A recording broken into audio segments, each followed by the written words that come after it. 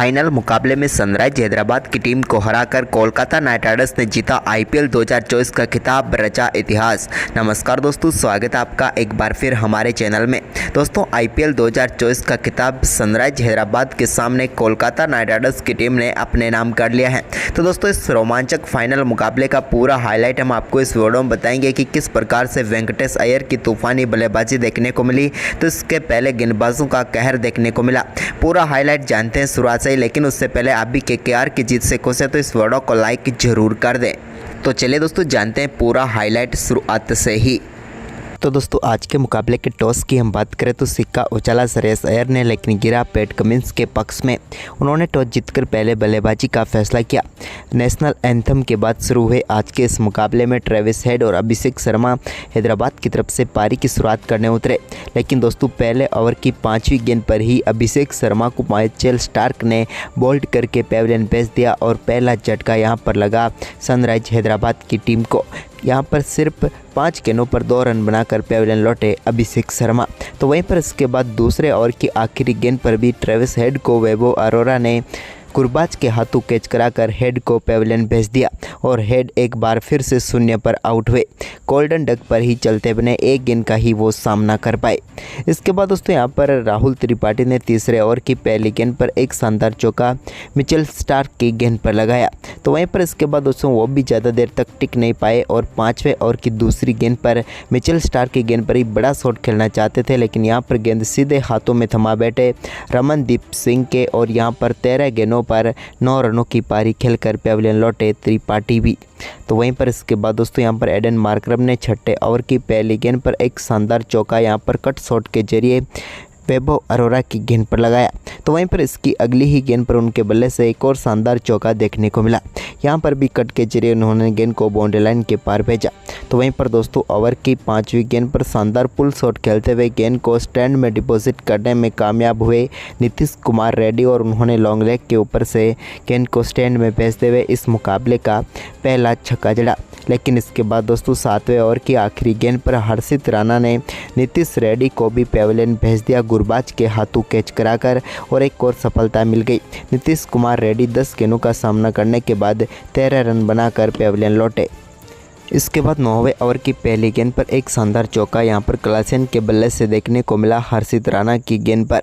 तो वहीं पर इसके बाद दोस्तों 11वें ओवर की दूसरी गेंद पर एडन मार्करम बड़ा शॉट खेलना चाहते थे, लेकिन गेंद गई सीधे मिचेल स्टार्क के हाथों में और यहां पर 23 गेंदों पर 20 रन बनाकर एडन मार्करम पेविलियन लौटे और बड़ी सफलता मिल गई यहां पर केकेआर की टीम को। 23 गेंदों पर 20 रन बनाकर मार्करम पेविलियन लौटे।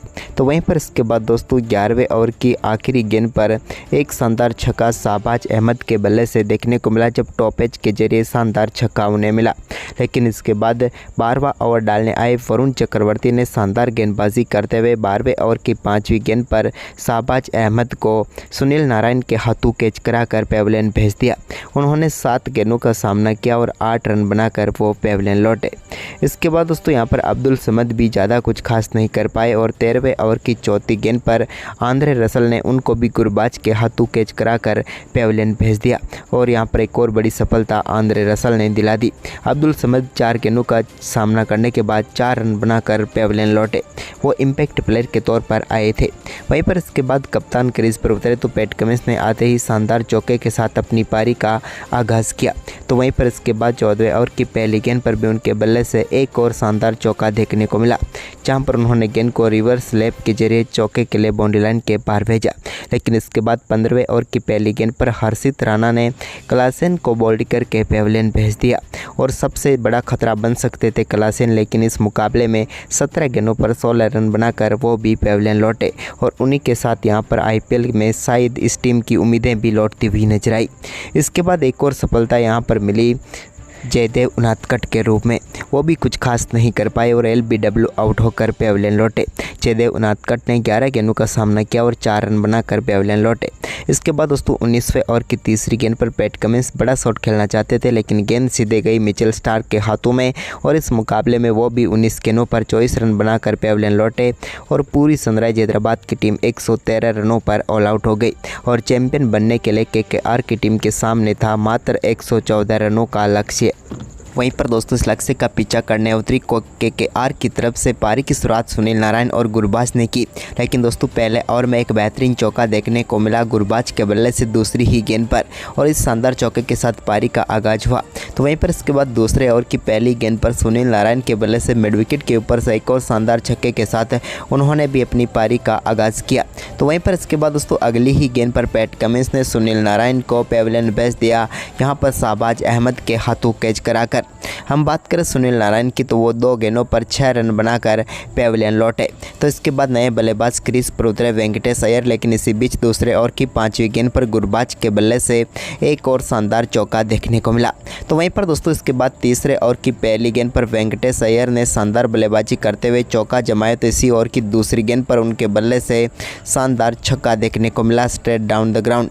तो वहीं पर इसके बाद दोस्तों ओवर की तीसरी गेंद पर भी उनके बल्ले से एक और बड़ा शॉट देखने को मिला, और इस बार भी गेंद को छक्के के लिए बाउंड्री लाइन के पार भेज कर गेंद को 93 मीटर दूर छक्के के लिए भेजा।